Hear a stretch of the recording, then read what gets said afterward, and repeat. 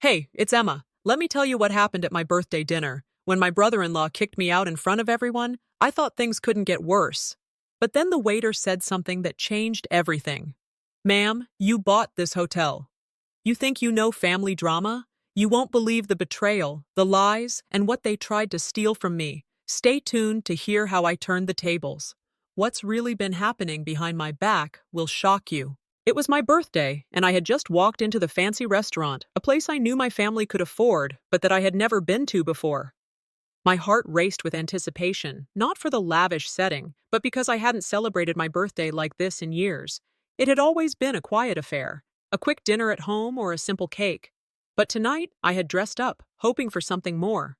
My family, my son Elijah, and my brother-in-law Devin were here, and maybe, just maybe, they'd see me for once.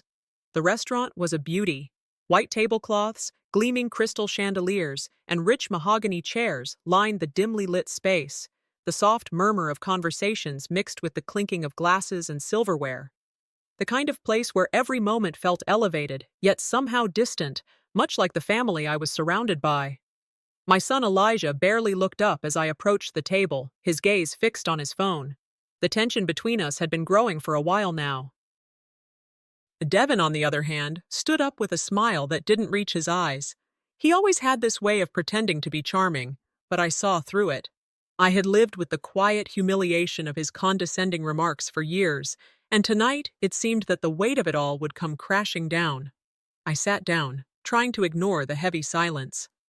A waiter came by with the wine list, but I couldn't focus on anything except the uncomfortable feeling of being an outsider at my own family's celebration. As the meal progressed, Devin launched into one of his long-winded speeches. I could feel his eyes on me as he spoke, an unspoken judgment in every word he said. He talked about how much he'd done for the family, how much sacrifice they had all made for me. The familiar guilt trip tactics that had been used on me for years. They never seemed to realize that the sacrifices I made were not for the family's sake, but for them.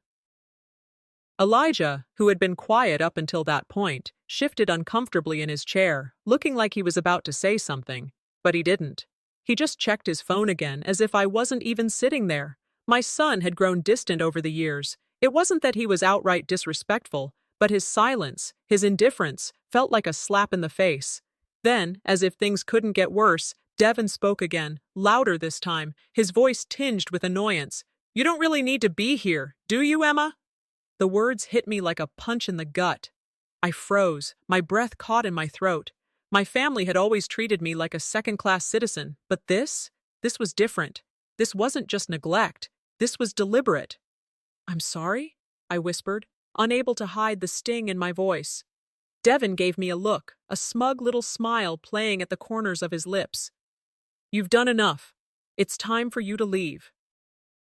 We need to talk about family matters." My heart pounded in my chest. I was being kicked out, in front of everyone. I hadn't even been given the chance to speak, to explain how I felt, to express anything. I stood up, feeling the weight of every eye on me. But as I made my way to the door, I heard the waiter's voice, soft but clear, stopping me in my tracks. "Ma'am," he said, his tone almost apologetic, "you bought this hotel." I turned slowly, blinking as the words sank in. It was a strange moment. I had paid for this whole dinner, the hotel, everything. And yet, here I was, being humiliated by the very people I had sacrificed for. The realization hit me harder than any words could. I had been the silent provider, the one who kept everything together, and they had taken it all for granted. The morning light slanted through the blinds, gently spilling across the room, and for a moment it almost felt like the calm before a storm. I hadn't slept much, my mind still churning with the events of the night before. The image of Elijah, distant and cold, his refusal to acknowledge me, his silence cutting deeper than any words ever could. Devin's smugness, the way he had humiliated me so easily. It all played out in my head like a cruel, unending loop. But as I lay there in the quiet of my apartment, something inside me began to stir. It wasn't just hurt anymore. It was something else. Something stronger. I pulled myself out of bed, my feet dragging against the cool hardwood floor. The house was still and empty. For a brief moment, I allowed myself to feel the sting of rejection, but then I wiped my tears and stood up straight. No more. This was not the life I had worked so hard for. I walked to the bathroom, my reflection staring back at me from the mirror. The woman I saw there wasn't just a mother, a wife, a silent provider. She had been more all along. I had given everything to my family, my time, my health, my dreams, and what did I have to show for it?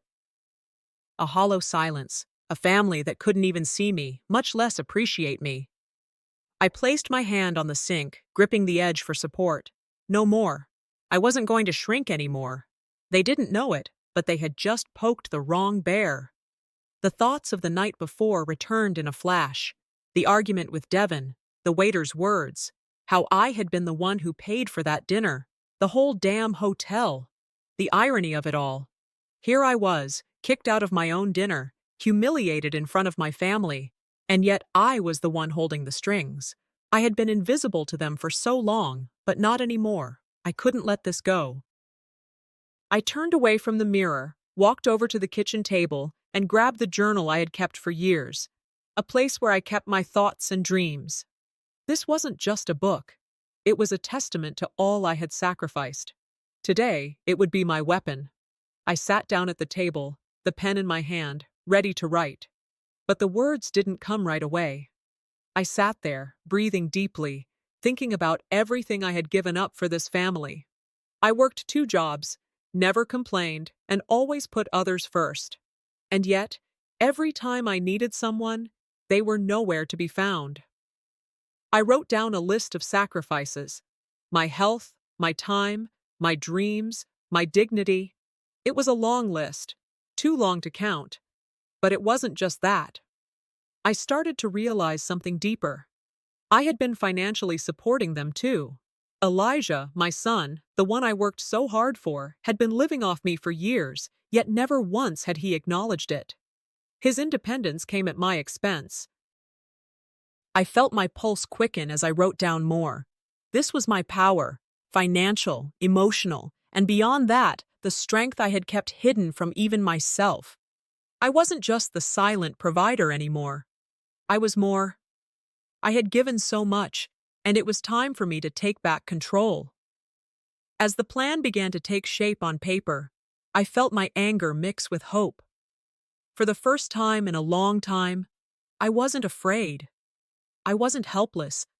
I was going to demand respect. I wasn't going to allow my family to continue taking advantage of me. Closing the journal, I made a vow to myself.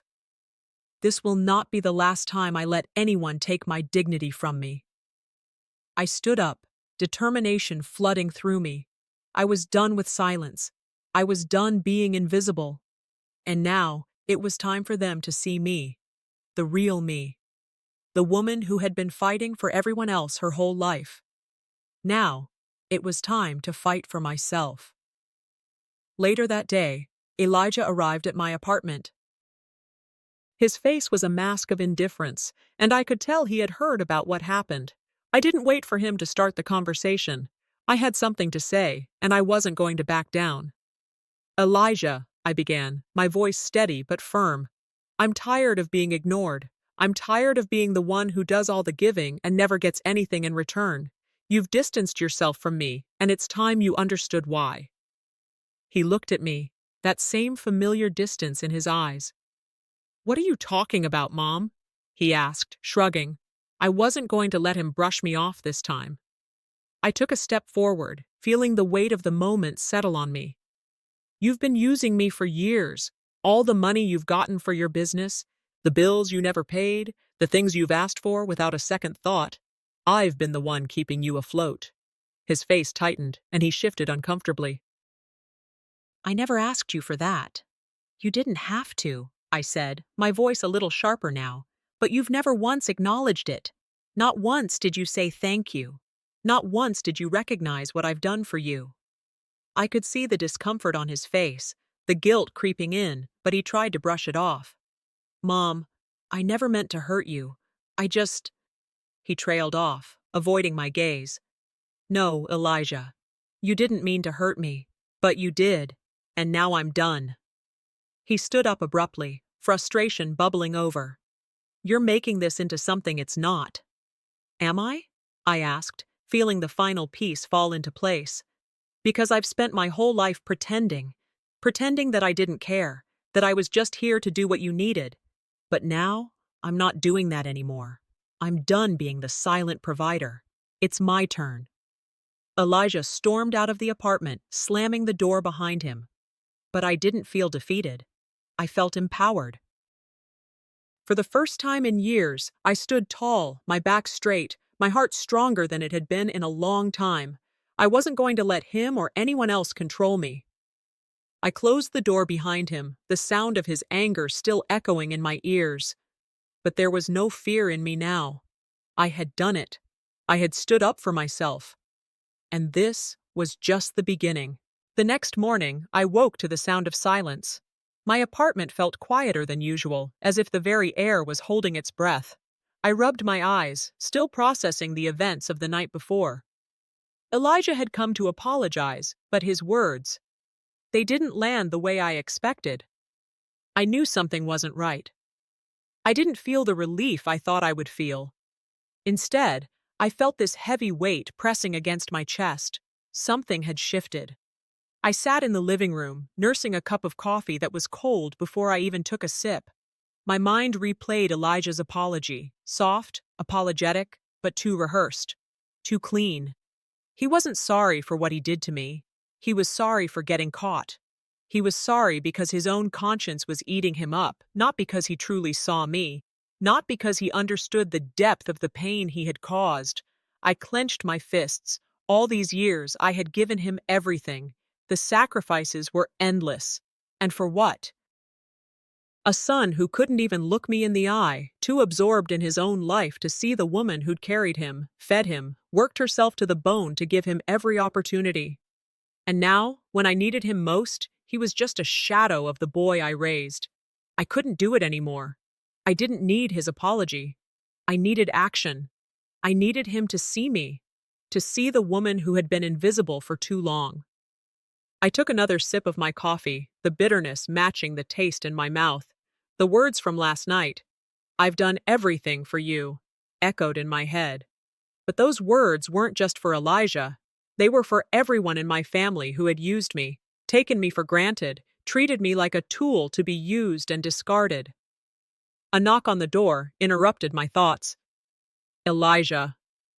I could feel the tension in my bones before I even saw him.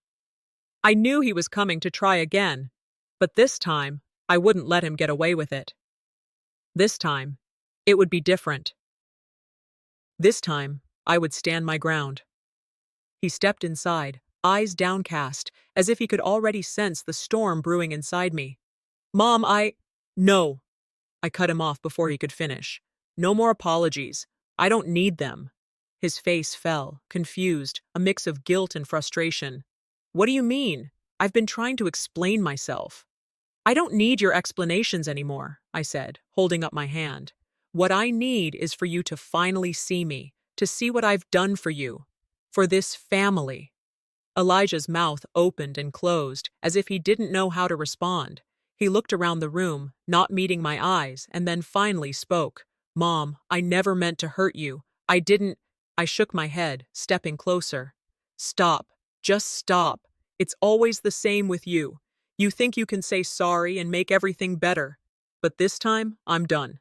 He stared at me, and I saw the anger rise in him, but I didn't flinch. This wasn't the boy I had raised. This was someone else, someone I no longer recognized. "You don't get it, Elijah," I continued, my voice steady. "I've been invisible my entire life. You and the rest of this family have used me, and I've allowed it. But I won't anymore. I don't need you to feel sorry for me. I need you to understand the pain you've caused. But most of all, I need you to stand up for me the way I've always stood up for you." He opened his mouth to argue, but I wasn't finished. "And don't act like you don't know. You've been getting money from me for your business, and you never once acknowledged it, never once said thank you. Not once did you ever see what I did for you. You just took and took and took." His face reddened, and he looked away. I could feel the tears building up behind my eyes, but I didn't let them fall. I wouldn't cry for him. I wouldn't give him that satisfaction. Enough, I said, my voice calm but fierce. It's not just about money. It's about respect. And I've given you enough of mine without ever getting anything in return. I'm done. Elijah stood there for a moment, taking it all in, his anger fading into something deeper, something darker. Then, without another word, he turned and left the room.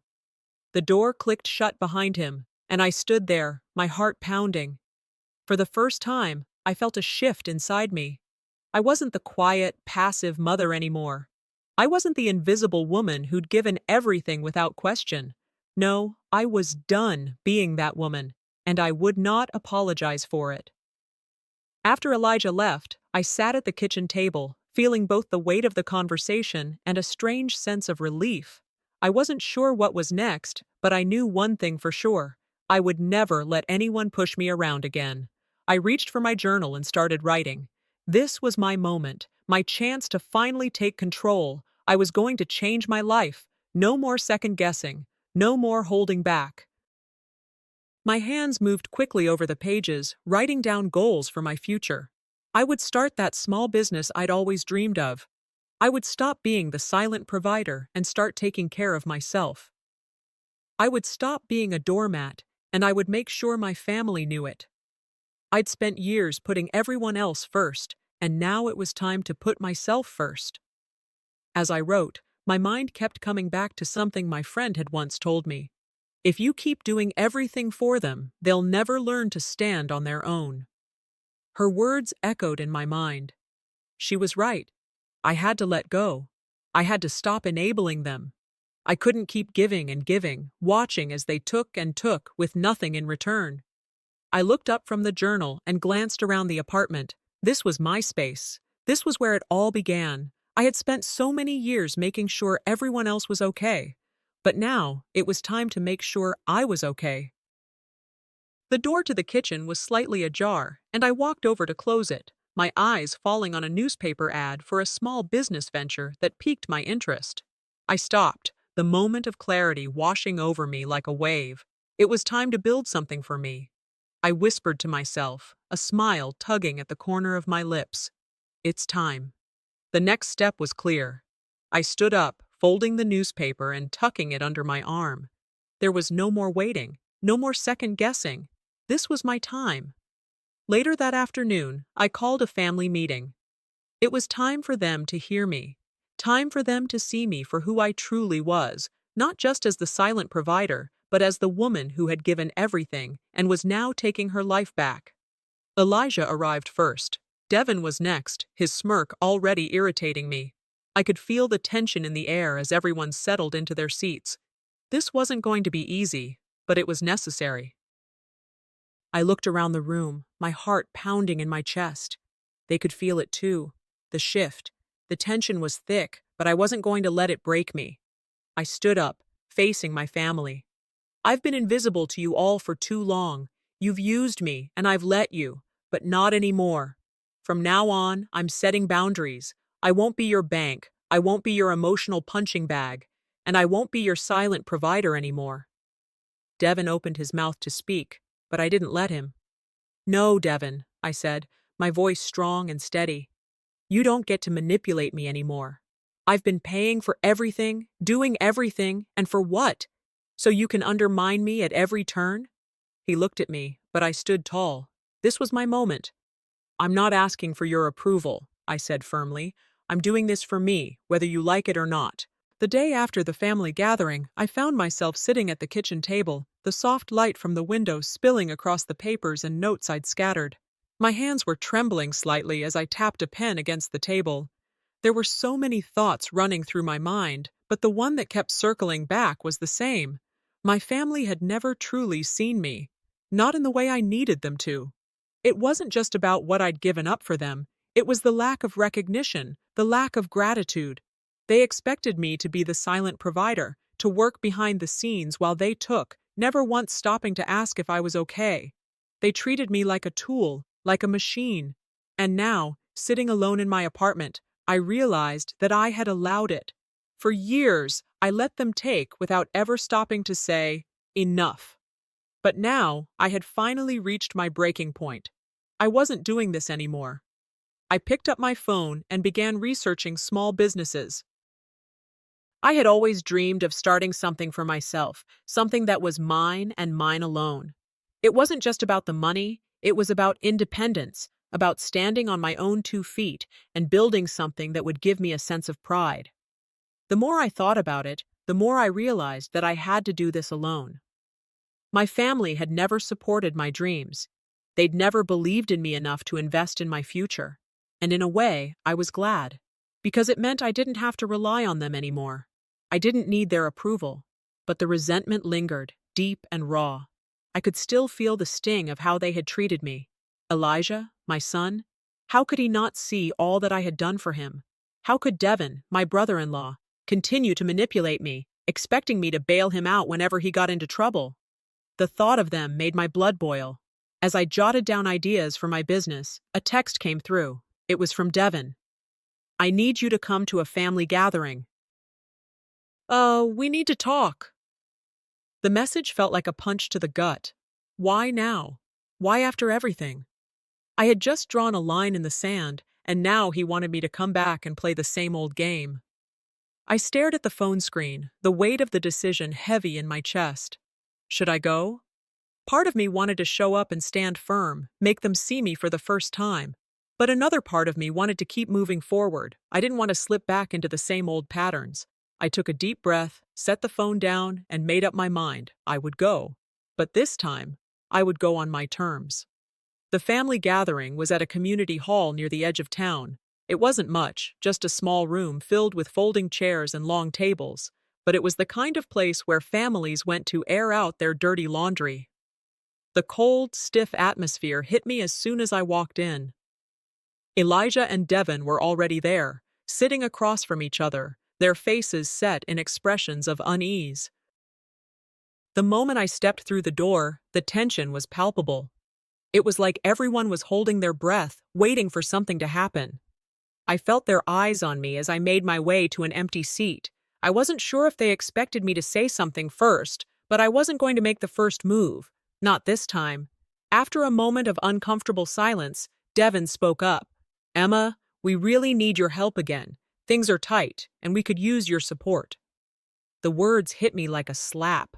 The same old routine. They were still trying to manipulate me into giving, still trying to guilt-trip me into being the family's bank.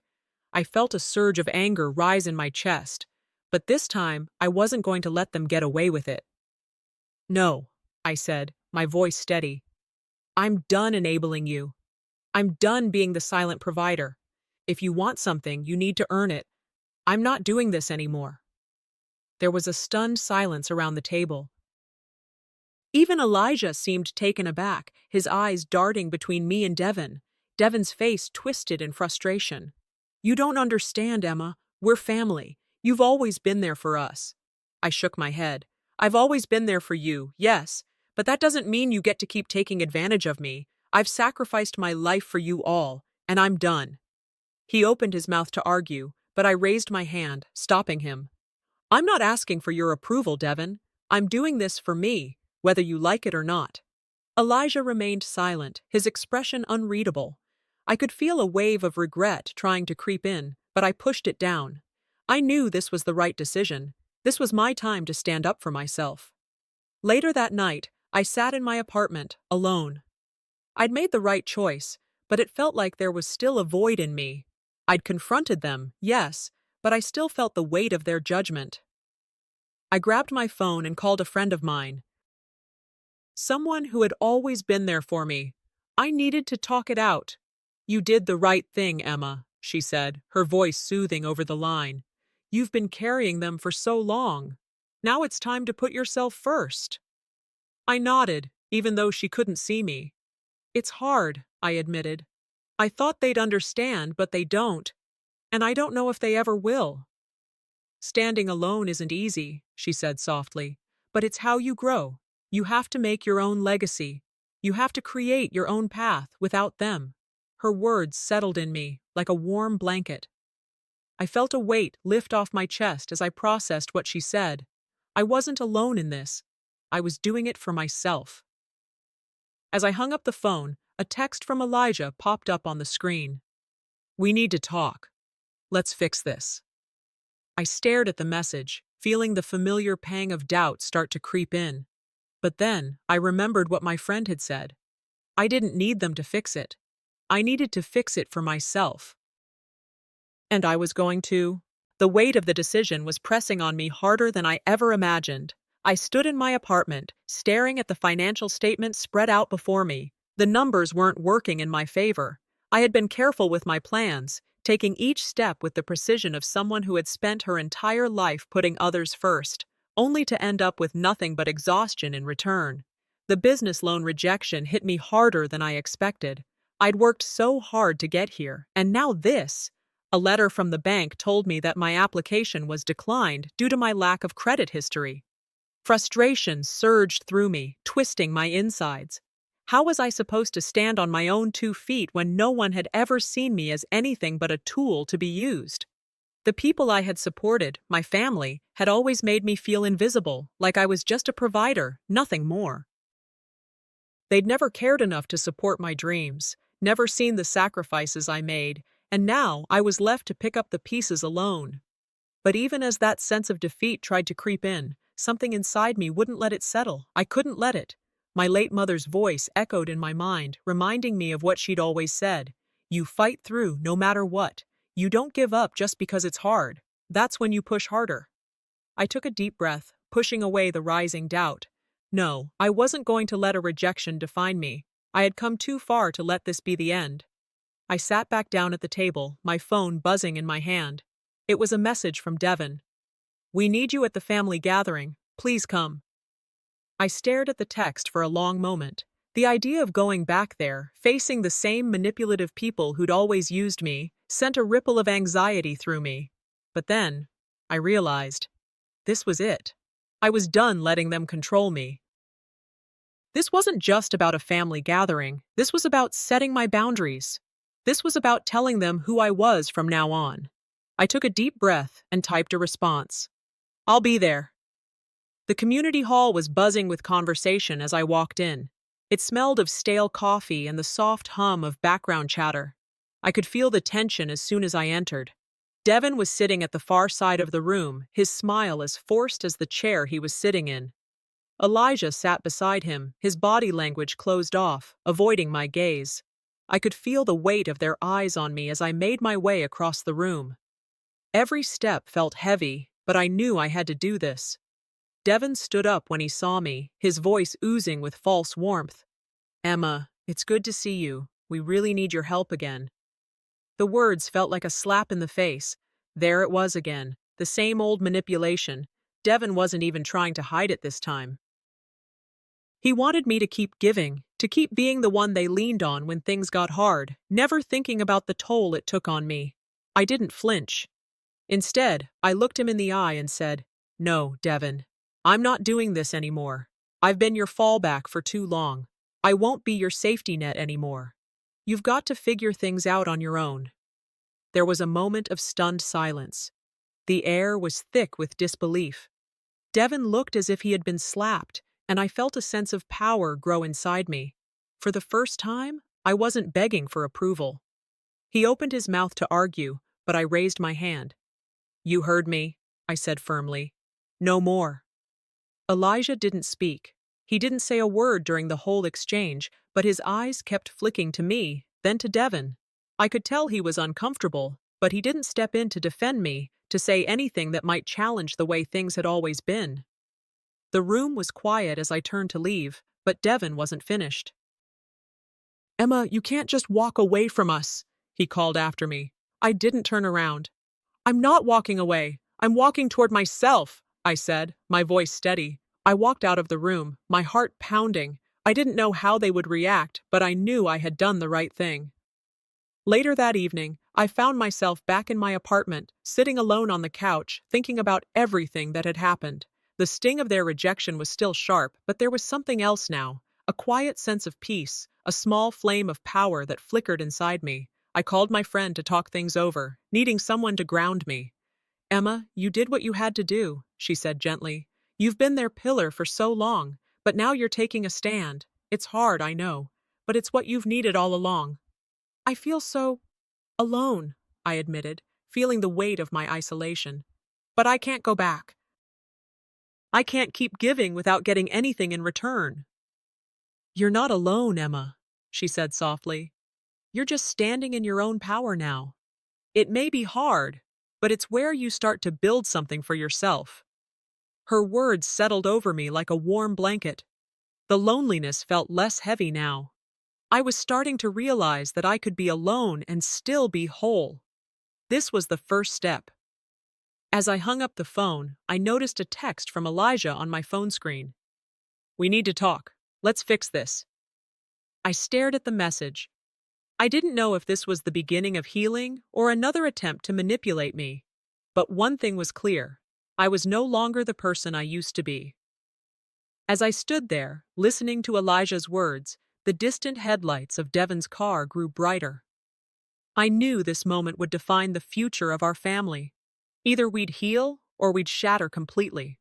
The sun had barely risen, but I was already sitting at the kitchen table, staring at the financial paperwork scattered before me. The numbers blurred together, but my mind was sharper than ever. Each figure was a reminder of how much I had sacrificed, how hard I had worked to reach this point. But now, it felt like the walls were closing in. I needed a breakthrough, something to prove that I wasn't just going to keep fighting for everyone else's dreams and forget my own. As I pushed the papers aside, a letter slid across the table. I opened it slowly, almost not wanting to look. When I saw the words, "approved loan," my breath caught. The relief was immediate. But so was the weight of what came next. This wasn't the end. It was just the beginning. I had pushed forward with everything I had, and now, for the first time in a long time, it was paying off. But even as the relief washed over me, I couldn't shake the shadows of the past.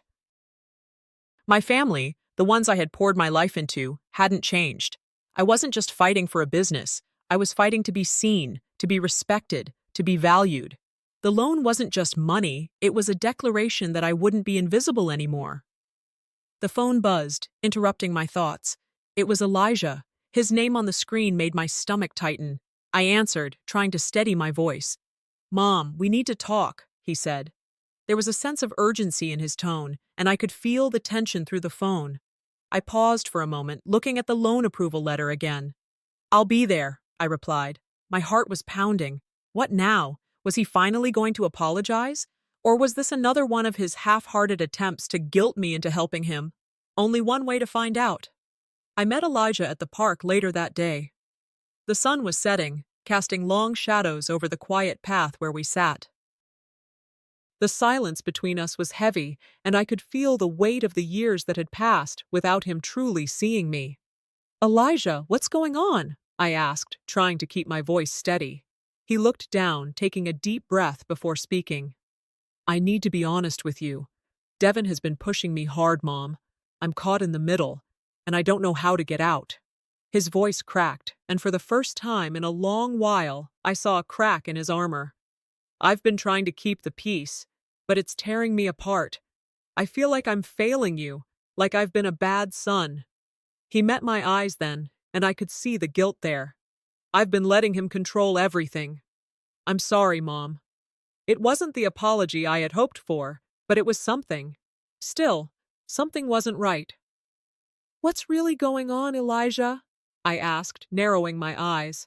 His face hardened.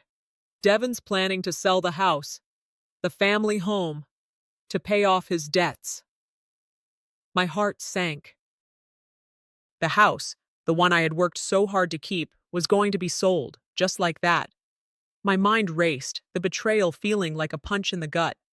"He can't do that. It's mine. He has no right." "I know," Elijah said quietly, "but I've been too weak to stop him. I'm asking for your forgiveness, Mom. I need your help to fix this." I could feel my jaw tighten. "No, Elijah, you don't need my help. What you need is to take responsibility for your own actions. I've been fighting for you for years, and I'm done fighting for you when you won't fight for yourself." I stood up, the fire inside me igniting. If Devin sells that house, I'll stop him. I'll take legal action. I'm done letting him walk all over me, and I'm done letting you be part of it. Elijah stood up too, his eyes filled with a mix of guilt and confusion. I'll talk to him, I swear, but please, Mom, don't shut me out. As Elijah walked away, I turned to leave, but something caught my eye. Across the street, I saw Devin's car parked in the shadows. My stomach dropped. He had been watching us. This wasn't over. This was only the beginning, and I wasn't sure how far I was willing to go to end it. The family gathering was set for later that evening. I walked into the room, the weight of the decision ahead of me pressing heavily on my chest. Devin was already there, sitting with his arms crossed, looking as smug as ever. Elijah sat beside him, his eyes darting nervously between us. The tension in the room was palpable. Devin stood when he saw me, a thin smile on his face. "Emma, you've been avoiding us. We need to talk." I didn't let the familiar manipulative tone shake me.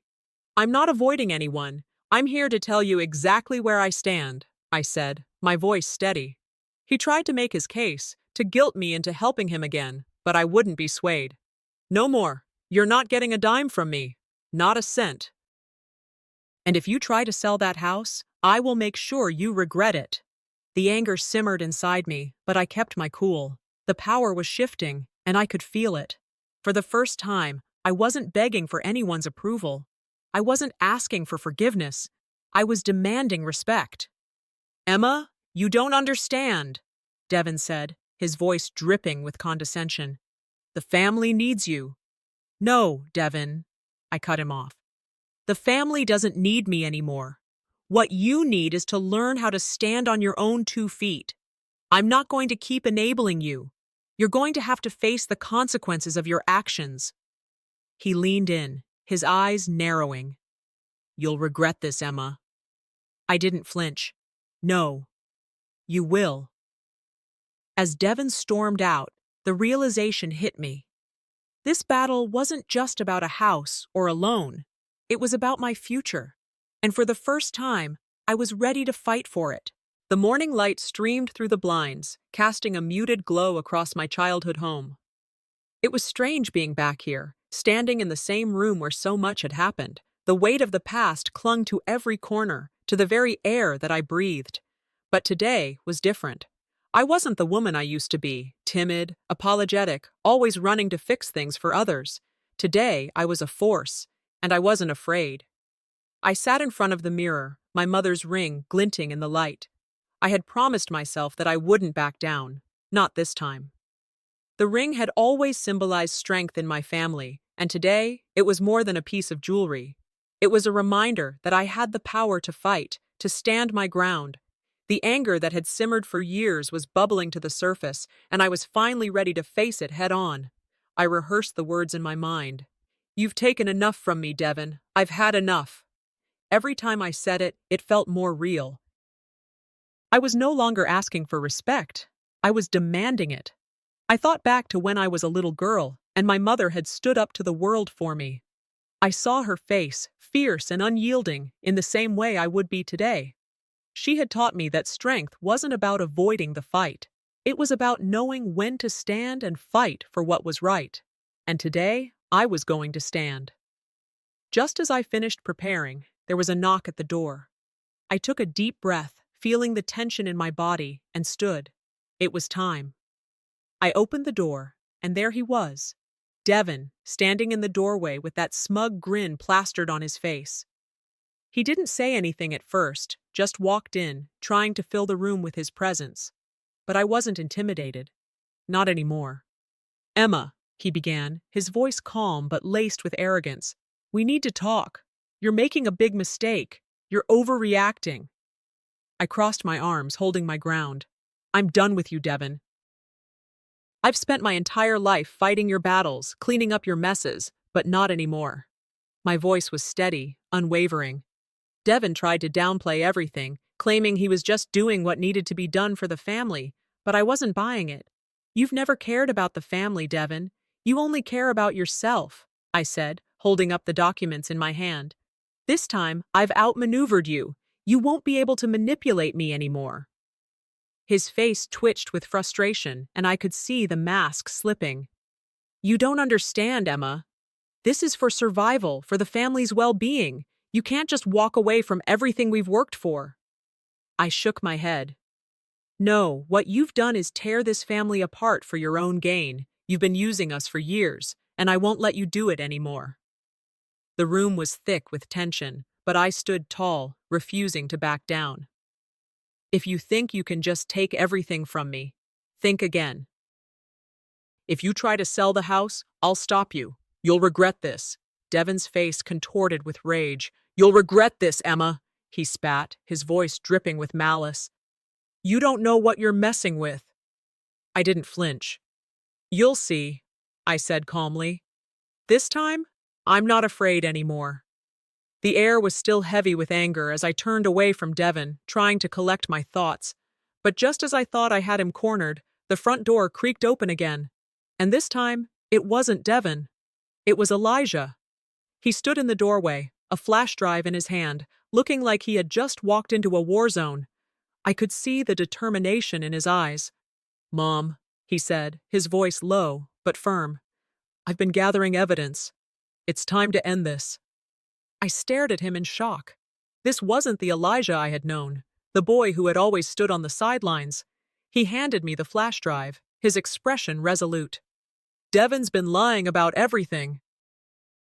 The fraud, the lies, it's all here."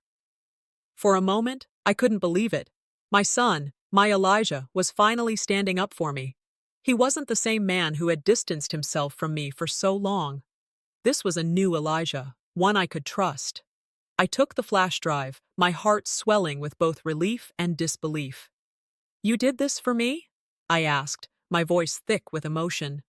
"I did it for us," Elijah replied.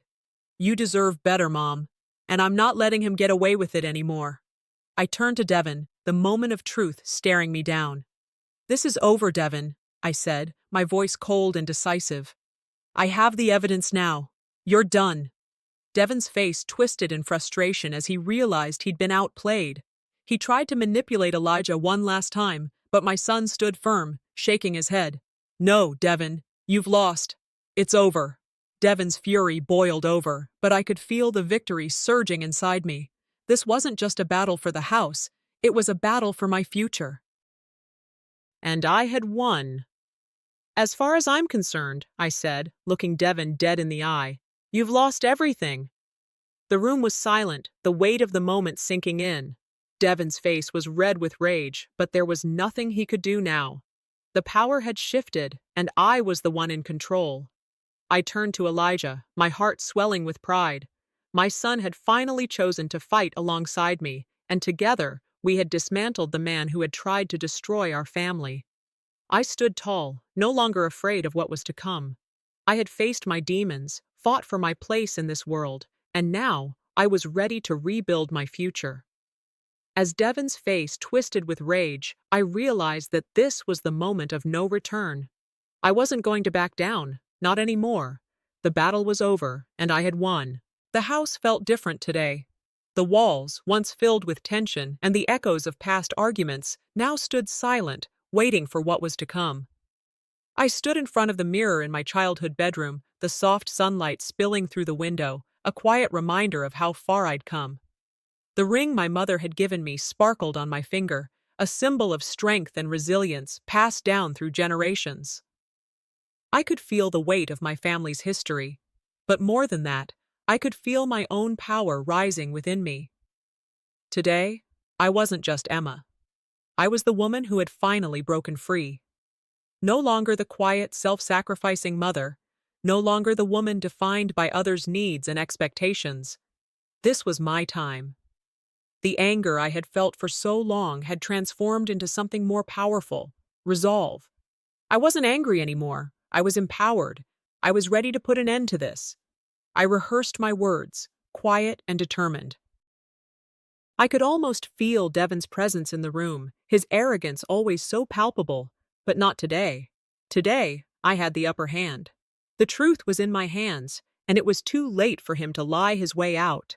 As I prepared myself, a flash of memory hit me, My mother standing tall, defiant in the face of an unfair world.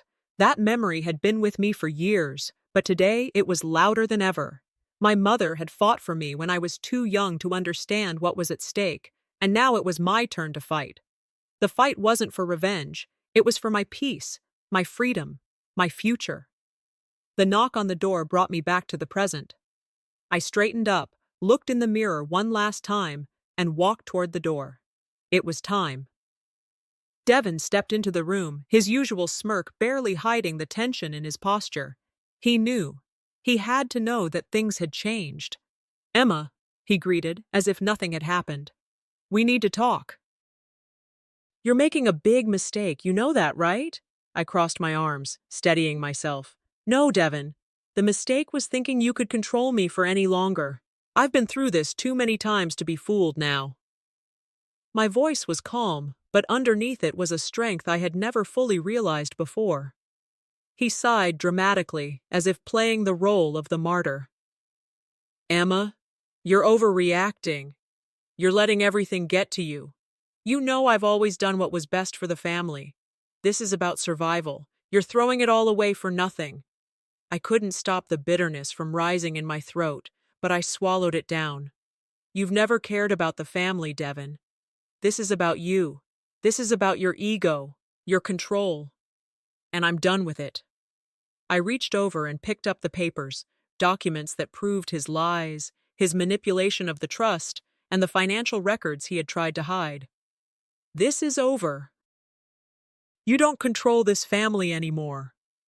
Devon tried to remain calm, but I could see the fury brewing behind his eyes. He shifted uncomfortably. "You don't understand, Emma. You're throwing everything away for pride." "For what? Some paper? This family needs me." I stepped forward, feeling the weight of his words fall away from me. "What you've done is selfish, and it stops now. This battle isn't about pride, it's about doing what's right for once." I paused. "If you try to sell the house, I will stop you. You won't get away with this. Not anymore." His face turned red, his composure finally slipping. "You'll regret this, Emma. You'll regret challenging me." His voice shook with barely controlled rage. "I don't regret anything," I said, my words firm and final. "This ends now. You've lost." The silence that followed felt heavy, but I didn't let it shake me. I took a deep breath, the weight of the confrontation sinking in. Just as I was about to let my guard down, the phone rang. It was my lawyer. "Emma, it's done," he said. "The paperwork is filed. Devon can't touch anything anymore. The family trust is officially in your name." A wave of relief washed over me, but I wasn't done. Not yet. "Thank you," I said, the smile I felt spreading across my face. I hung up the phone, and for the first time in so long, I felt a sense of calm settle over me, but I knew better than to let my guard down completely. The real test was coming, my family, the people who had looked the other way, who had believed Devon's lies. They would have to face the truth today. I looked down at my mother's ring again, feeling the weight of its symbolism. My mother had passed it to me for a reason. I was ready to carry it forward, not just for her, but for me. I gathered the family in the living room, my heart pounding with anticipation. This was it, the moment I had been building toward, me. I could feel their eyes on me, some full of judgment, some full of doubt, but none of that mattered anymore. They would listen, whether they wanted to or not. "Devon has been exposed," I said, my voice steady and strong. "He no longer has control of this family, and neither does anyone else. From this moment forward, I am in charge." The words felt powerful as they left my mouth, like a declaration of independence. My sister-in-law, always quick to question me, opened her mouth to speak. "Emma, you can't just—" But I cut her off, holding my ground. "No. I've been silent for far too long. I've given everything to this family, and I've watched as you all turned a blind eye to what was happening. But no more." My gaze locked on her. "You've never understood the sacrifice it took, the toll it took on me. But I'm done being the one who carries this burden for all of you." The room was silent. I could see the shock on their faces, the realization that things had changed. that I had changed. As the meeting came to a close, my sister-in-law threw one last jab. "You think you've won, Emma, but you've just lost everything." I didn't flinch. I didn't feel the sting of her words. I stood there, unshaken, because I knew the truth. The final chapter of my past was over, and the future I was building had only just begun. As I stood there, the weight of the moment settled in. I was finally free, and nothing could take that away from me. As the last of the insults were thrown, Emma stood there, unshaken. The final chapter of her past was over, and she was ready to begin writing her future. The house, once so full of tension and the weight of years of unspoken words, felt different now. I stood in the middle of the living room, the same room where so many battles had been fought, but today it was a space of renewal. I had walked through the fire and had come out on the other side, stronger, more whole than I had ever been before. The phone rang, snapping me out of my thoughts. I glanced at the caller ID, and my heart skipped a beat. It was my child, the one who had been absent from my life for so many years, the one who, for all their silence, had left a hole in my heart. "Mom," the voice on the other end trembled. I owe you an apology. I've been silent for too long. I see now how wrong I was, how much hurt I caused." For a moment, I didn't know what to say. Relief flooded me, but so did anger, sadness, and a sense of betrayal that had never fully gone away. The years of missed birthdays, ignored calls, the ache of an unhealed wound all came rushing back. But hearing those words, hearing the apology, was like balm on an open wound. I had longed for this, but I hadn't known if I could ever truly forgive. I took a deep breath. "I've carried this for so long, but I'm here, and I'm listening. I can't change the past, but I can begin to heal." The words felt foreign, like a weight lifting off my chest. We spoke a little more, the silence between us now filled with the recognition that this was the start of something new. Just as I was about to respond, the line went dead. I stared at the phone, my heart pounding. Was this a real chance for healing, or had it been another fleeting moment? I didn't know, but one thing was clear. My heart, which had been closed off for so long, was now wide open. And no matter what, it was time to move forward. The family gathered in the same living room, but today the energy was different. There was no tension in the air. There was no hesitation in my steps as I walked into the room. I wasn't the same woman who had walked out of this house years ago, weighed down by guilt and fear. I was no longer the doormat for others to walk on. "I'm done holding on to the past," I said, my voice steady. "From now on, I choose me." I could feel the weight of their eyes on me, some skeptical, some stunned, but all of them were listening. I had their attention now, and it was mine to command. I looked at each one of them, steady and unwavering. "I've spent years sacrificing myself for this family. I've lived my life through the lens of everyone else's needs, but no longer. I'm done. It's my turn to take care of myself, and it's time for you all to understand that." There was silence, but it wasn't the same kind of silence I had known before. This was different. It was as if they were trying to process the truth I had just spoken. My sister-in-law, always the one to challenge me, opened her mouth. "So, you think everything is just forgiven? You think that's enough?" I stood taller, unshaken. "Forgiveness is for me, not for you. I'm no longer looking for your approval. I'm done with waiting for others to decide who I should be." I could see the dismay in their eyes. They didn't know how to respond to this new version of me. But I wasn't interested in their responses anymore. I had done the work to get here. And no matter what they said, this was who I was now. Later that day, as I prepared for the final test, I found myself standing before the man who had caused me the most pain, my ex-husband. The man who had walked out on me when I needed him the most. The man who had shattered the dream of our family. He had reached out, asked for forgiveness, but I knew this was the real test. Could I forgive him? Could I find peace? Or would I let his abandonment define the rest of my life? As I sat there waiting for him, the memories came flooding back. His silence when I needed him, his absence when I was drowning. I could feel the resentment rising again. The doubt gnawed at me. Was forgiveness worth the emotional toll? Was it worth letting go of all the hurt, the anger, the betrayal? But in that quiet moment, I realized something. Forgiveness wasn't about him. It wasn't even about what he had done or hadn't done. It was about me. It was about taking the final step in freeing myself. Holding on to the past only gave him power over me, and I wasn't willing to give him that power anymore. "I forgive you," I said when he arrived, my voice steady. "But on my terms. This doesn't change what happened. It doesn't excuse it. But I won't carry this weight anymore."